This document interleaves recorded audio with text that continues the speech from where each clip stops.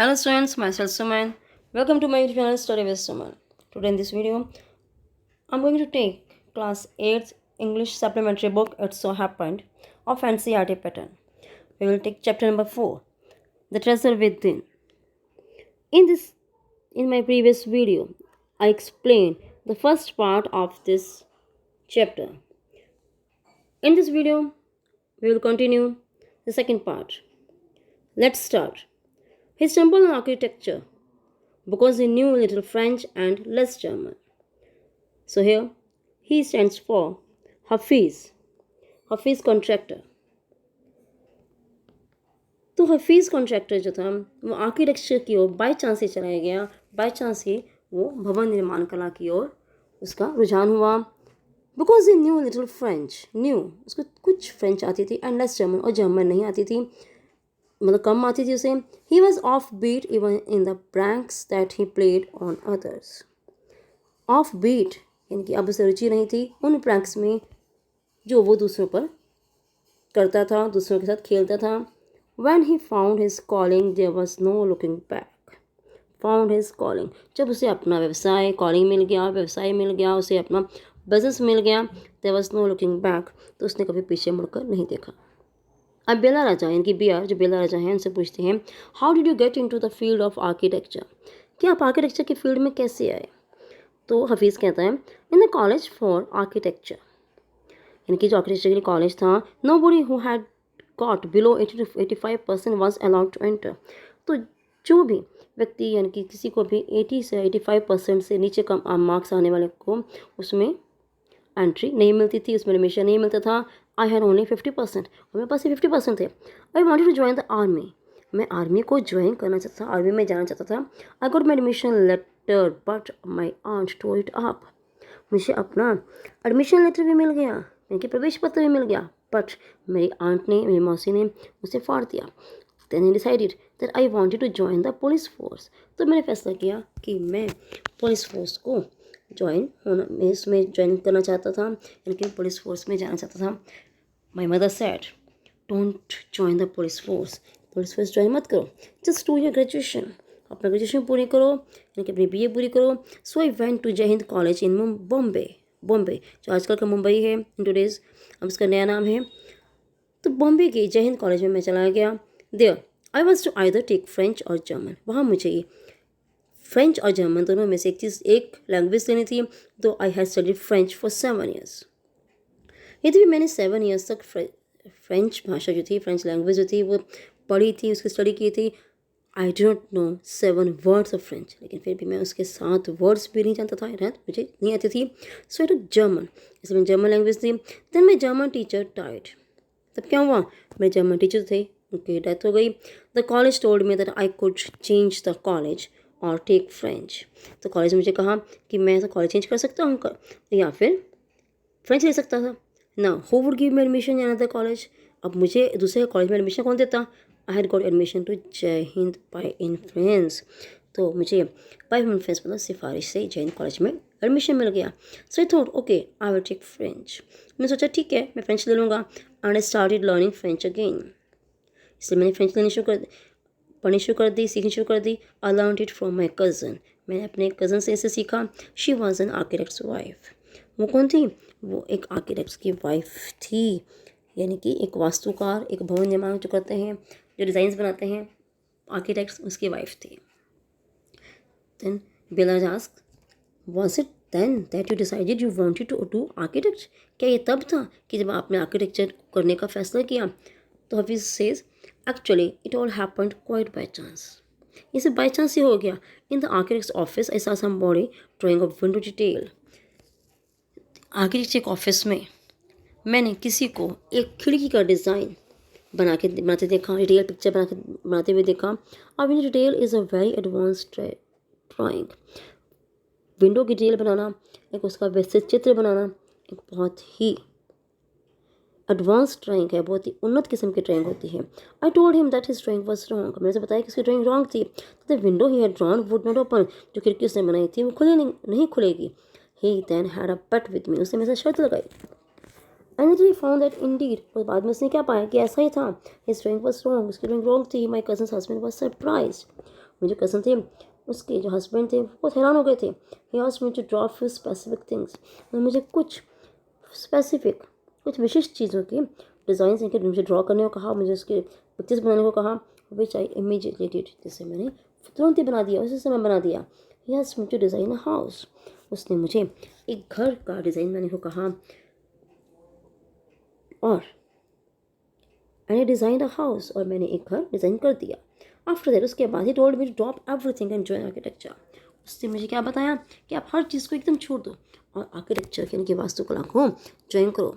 We went to meet the principal of the college, तो हम दोनों क्या हो गया, कॉलेज के प्रिंसिपल से मिलने गए। The principal warned me, principal में चेतावनी दी, I will allow you to take part in the entrance exams, मैं आपको एंट्रेंस एग्जाम्स में पार्ट लेने के भाग लेने की अनुमति दूंगा, but if you do not do well I will not allow you to join, यदि तुमने अच्छा प्रदर्शन नहीं किया, यदि तुमने अच्छे मार्क्स नहीं लिए, तो मैं आपको ज्वाइन करने नहीं दूंगा, इसके परमिशन नहीं दूंगा। I got an A+ in the entrance exam and from that way it was a cake walk, cake walk means an easy way. I got an A+, मैंने A+ ग्रेड लिया entrance exam में, और उस दिन से बहुत ही आसान हो गया हर काम मेरे लिए। I had never made a plan, मैंने पहले कभी कोई प्लान नहीं बनाया, योजना नहीं बनाई, but I knew how something look like from the top, लेकिन मैं जानता था कोई चीज़ टॉप से ऊपर चोटी से कैसे दिखती थी। I had never known what a section was, but I knew if you got a plan what it would look like. I had never known, मुझे कभी नहीं पता था कि सेक्शन एक पार्ट यानी कि एक भाग क्या था, लेकिन मैं जानता था यदि आप किसी प्लान को काटते हैं तो ये कैसा दिखाई देता है। I stood first class first through out after that, और उसके बाद मैं हमेशा कक्षा में अपने क्लास में फर्स्ट ही आता रहा।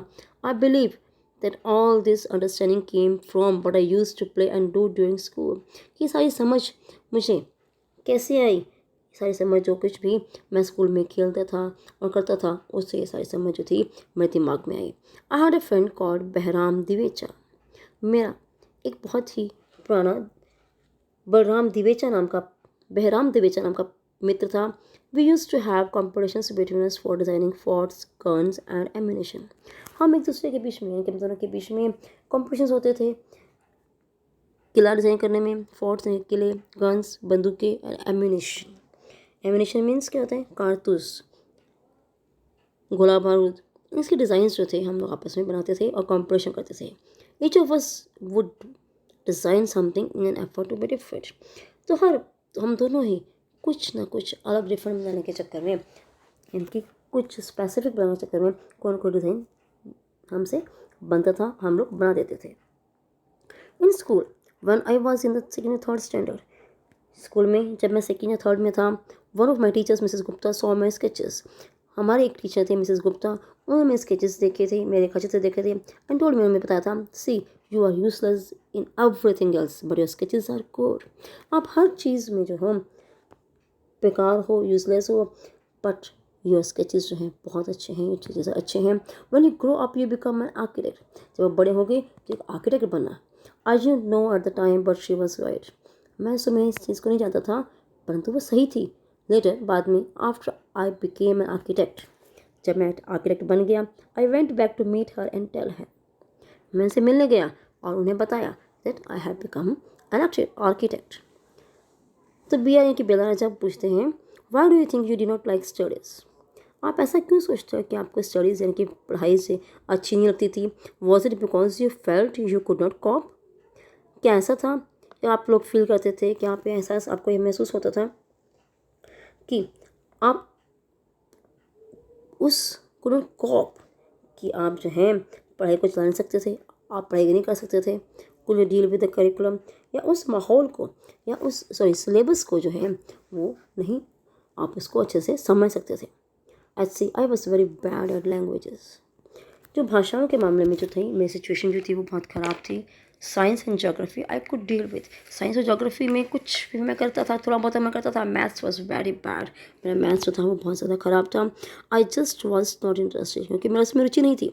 I was studying for the sake of studying, मैं सिर्फ पढ़ने के लिए, हमें सिर्फ पढ़ाई करनी है, पढ़ाई करने के लिए कि मैं सिर्फ पढ़ता था। What they taught me today, जो कुछ वो मुझे आज पढ़ाते थे, I would forget after 2 days, तो 2 दिन के बाद लगभग मैं उससे सब कुछ मुझे भूल जाता था। I would bother because there was no application of mind there. मुझे से कोई चिंता भी नहीं थी, क्योंकि इससे ऐसे काम के लिए टू बिगिन में, जैसे काम को शुरू करने के लिए किसी भी प्रकार का दिमाग का जो इस्तेमाल था वो नहीं हुआ होता था। टीचर ने पढ़ाया, स्टोरी बताई, ठीक है, उसमें दिमाग नहीं लगाना पड़ता था ओनली, क्योंकि इसमें क्राइमिंग होती थी तो मैं ध्यान देता था। तो बेटा जब पूछते हैं, do you think that what they taught in school was boring, or did you feel that once you understood the concept of what was being taught, you lost interest in the rest of the lesson? Do you think that what they taught in the school, क्या आप सोचते थे कि जो कुछ भी school में वो पढ़ाते थे was boring, वो नीरस था, आपके लिए आपको अच्छा लगता था? और did you feel that once you understood the concept of, और या आपको ऐसा महसूस करते थे कि एक बार जब आप उस कंसेप्ट को जो पढ़ाया जा रहा था वो आपको इससे समझ लोगे कि lost interest in the rest of the lesson, उससे जो लेसन बच गया है, जो बाकी धारणा या जो विचार आपके दिमाग में आ गया है, वो आपके बाकी लेसन में आपका इंटरेस्ट ख़त्म कर देगा। क्या आपके साथ ऐसा होता था? तो ऐसी कहता है, living in a boarding school is difficult. एक बोर्डिंग स्कूल में, एक हॉस्टल में रहना बहुत मुश्किल है। We were just living from day to day. हम केवल वहाँ पर जीवित रह रहे थे, हम लोग सिर्फ जीवन जी रहे थे। Now what is there so many test, आजकल के दिनों में बहुत सारे टेस्ट होते हैं। Back then whenever we had test, उस समय जब हम वापस चलते हैं, जब उस समय जब टेस्ट होते थे, you used to just copy, हम सिर्फ नकल करते थे। The teacher thought that we had done our work. तो टीचर समझता था, ये सोचता था कि हमने अपना काम कर लिया था।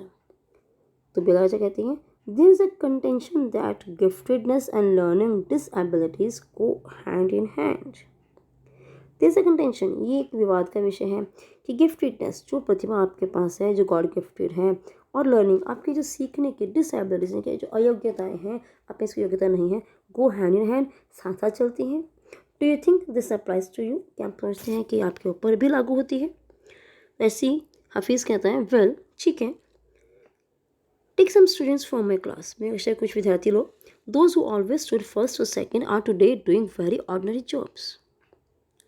जो उस समय फर्स्ट सेकेंड आते थे वो आज बहुत ही आम साधारण जॉब्स कर रहे हैं। तो beer, I have come across this situation in so many different places where people tell me that their class toppers are doing very ordinarily today. तो बियर इनकी बेलाजा कहती हैं, हाँ मैं भी ऐसी कभी स्थिति से मैंने भी देखा है, ऐसी स्थिति आई हैं बहुत सारे डिफरेंट प्लेसेस पर, जहाँ पर लोगों ने मुझे बताया है कि उनकी क्लास टॉपर्स जो हैं आजकल बहुत ही सामान्य काम कर रहे हैं, बहुत साधारण सी जॉब्स कर रहे हैं। तो ऐसे ही हफीज़ कहता है, in school I think living our lives that they are made us street smart। School में जब हम जीवन जीते हैं स्ट्रीट स्मार्ट, यानी कि इन ऐसे कामों को करने से क्या होता है, हम लोग बहुत ज़्यादा अलर्ट हो जाते हैं, हम बहुत ज़्यादा आत्मनिर्भर बन जाते हैं। इंडिपेंडेंट जो हम काम करते हैं उससे क्या होता है, इंडिपेंडेंटली काम करने से, स्ट्रीट स्मार्ट मीन्स इंडिपेंडेंटली काम करने से क्या होता है, हम बहुत जल्दी सीख जाते हैं, सेल्फ डिपेंडेंट हो जाते हैं। I've learned more by doing what I did on my own। मैंने इससे बहुत कुछ सीखा है जो मैंने खुद किया है, than what academics would have taught me, उसकी बजाय जो शिक्षा ने, यानी कि मैं जो पढ़ाई थी, शिक्षा ने मुझे सिखाया है। तो बेलाजा कहते हैं, this is because the personality and skills were there. ये ऐसा इसलिए था क्योंकि, इसलिए होता है, पर्सनालिटी, आपका व्यक्तित्व और आपकी जो हुनर है, आपकी जो योग्यताएं हैं वो आपके पास थी। You were able to find expression in a manner you were comfortable with and you defied every rule so that nobody would stop you from doing what you need to do. You were able to find expression, आपने उसे इस प्रकार से प्रदर्शित किया, दिखाया जिससे कि आप कंफर्टेबल थे। You were comfortable with and you defied every rule, आपने हर नियम तोड़ा, so that nobody would stop you from doing, ताकि आपको कोई जो आप करना चाहते थे, आपको जो करने की ज़रूरत थी, वो आप जो आपको करना अच्छा लगता था, ताकि आपको कोई भी उस काम को करने से ना रोक सके। इससे आपने हर रूल तोड़ा है, और इससे क्या हुआ, आपने जो आपकी जो क्वालिटीज़ थी आप उसे अपने रंग में उसे दिखा सकें, आपने किसी की परवाह नहीं की। ऐसे कहते हैं, I was more interested in other things, मैं दूसरी चीज़ों में बहुत ज़्यादा इंटरेस्टेड था, मुझे उसमें रुचि थी। If for example while in class, for example class में इट स्टार्टेड रेनिंग आउटसाइड, अगर बारिश हो जाती, I would think of the flowing water and how to build a dam to block it. ठीक है, तो मैं ये सोचता कि पानी जो बह रहा है, बहते हुए पानी के बारे में सोचता, और ये सोचता कि उसे पर बांध बनाकर उसे कैसे रोका जाए, ब्लॉक किया जाए। I would be thinking about the flow of water within the dam, और ये सोचता कि बांध के अंदर वो जो डैम है उसमें कितना पानी, flow of water within the dam, उसमें कितना पानी आ सकता है, and how much of water the dam would be able to hold, और डैम जो है कितना पानी होल्ड कर सकता है, संभाल सकता है। ठीक है ना, कि पानी का बहाव कैसा है और कितना पानी इस डैम में आ सकता है। That was my interest for the day. तो उस दिन जो था, मेरा जो इंटरेस्ट होता था, अगर बारिश होती तो मेरा ध्यान इसी तरफ रहता। When students lost a button while playing or fighting, जब विद्यार्थियों का, स्टूडेंट्स का कोई भी खेलते समय और लड़ते समय कोई बटन टूट जाता, गुम हो जाता, they would come running to me, वो मेरे से भागते हुए मेरे पास आते, and I would cut a button for them from chalk, तो मैं चॉक से उनके लिए एक बटन बना देता, यूजिंग अ ब्लेड, एक ब्लेड का यूज़ करते हुए। Discipline in the school was very important, हमारे स्कूल में जो डिसिप्लिन था, जो अनुशासन था, वो बहुत ज़्यादा ज़रूरी था। And no student could afford to have a button missing, और कोई भी विद्यार्थी जो था बटन ना होने से उसका काम नहीं चलता था, यानी कि उस पर उसका बटन होना अनिवार्य था। The student would get past dinner with a full neat uniform, रात के भोजन के समय जब डिनर होता था तब उसे, इनके स्टूडेंट को फुल नीट, साफ सुथरी और पूरी यूनिफॉर्म में जाना होता था। And after that it don't matter, और इसके बाद कोई नियम नहीं होता था, इनकी रात को कोई भी व्यक्ति यूनिफॉर्म के बारे में नहीं सोचता था और ना ही पूछता था। तो बताया जाए कि पूछती हैं इसे। कमिंग टू द प्रेजेंट, हम आते हैं वर्तमान में आते हुए। How do you decide as to what kind of structure you want to give a client, आप इस बात का डिसाइड कैसे करते हो, किस प्रकार इसका फैसला लेते हो कि आपको अपने क्लाइंट को, अपने ग्राहक को कैसा स्ट्रक्चर उसे बनाकर देना है, कैसी आकृति उसे बनाकर देनी है। ऐसे I look at the clients face, मैं उस ग्राहक के, उस क्लाइंट के चेहरे को देखता हूँ, उसके कपड़े, हिज क्लॉथ्स, उसके कपड़े देखता हूँ, द वे ही टॉक्स, वो कैसे बात करता है, एंड प्रोनाउंसेस, और किस प्रकार वो प्रोनाउंस करता है, शब्दों का उच्चारण करता है, द वे ही ईट्स, वो कैसे खाता है, and I would know what his taste would be like, और मुझे पता लग जाता है कि उसका टेस्ट कैसा होगा। ठीक है ना, यानी कि उसके बात करने के ढंग से, उसके कपड़े से, उसके बैठने के, उसके चलने के ढंग से मुझे पता लग जाता है कि मैं उसकी रुचि किस प्रकार की होगी। I can relate to people in a way what that would be comfortable, मैं बहुत ही आसानी से लोगों के सामने उस चीज़ को क्या करता हूँ, रिलेट, लोगों को बताता हूँ। I sketch very spontaneously on a paper on the spot, मैं उसी समय बड़ी आसानी से, स्पॉन्टेनियस मीन्स बहुत ईजिली, एक कागज़ पर उसी समय स्केच बनाता हूँ, यानी कि उसी समय उसे ड्रॉ कर देता हूँ। That paper I give to my people in the office, और उस पेपर को मैं अपने ऑफिस में जो काम करते लोग हैं, मेरे जो जूनियर्स हैं, मेरे जो स्टाफ है, मैं उन्हें दे देता हूँ। यू डू इंस्टिंक्टिवली, मतलब नेचुरली करते हो आप, ये बड़ी आसानी से कर लेते हो, ये प्राकृतिक है, बड़ी आसानी से कर लेते हो ये। इसे बेरा जी पूछती है, क्वेश्चन करती है, तो हफीज़ कहता है कॉल इट इंस्टिंक्ट, आप इसे स्वाभाविक कहें, कॉल इट अर्थमेटिक, यहाँ से आप अंकगणित कहें, वट कुछ भी। Now it comes to me like mathematics, अब ये एक मैथ्स की तरह मेरे सामने आता है। प्रोडक्ट डिज़ाइन बनाना, कंस्ट्रक्शन, यानी कि कंस्ट्रक्शन करना, चीज़ को बनाना, कैसे कंस्ट्रक्ट करना है, साइकोलॉजी, मनोविज्ञान, एंड सोशियोलॉजी। सोशियोलॉजी मीन्स समाजशास्त्र, समाज को कैसे समझना है टुगेदर, ये सब कुछ मेरे दिमाग में एक ही बनाता है।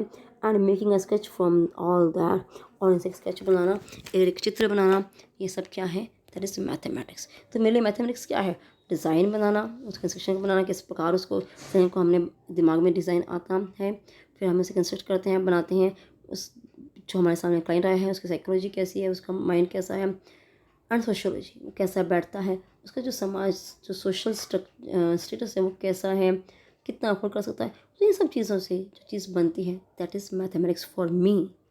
ठीक है, तो that is mathematics for Hafeez. Here we almost come to a full circle where Mr. Contractor has derived his own interpretation of mathematics.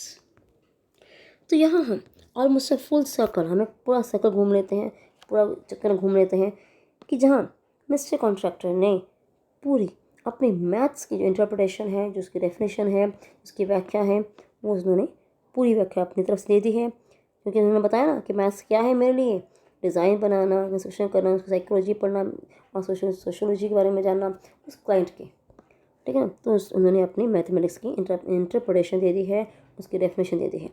Taking it from a subject he hated to a subject he now loves dealing with.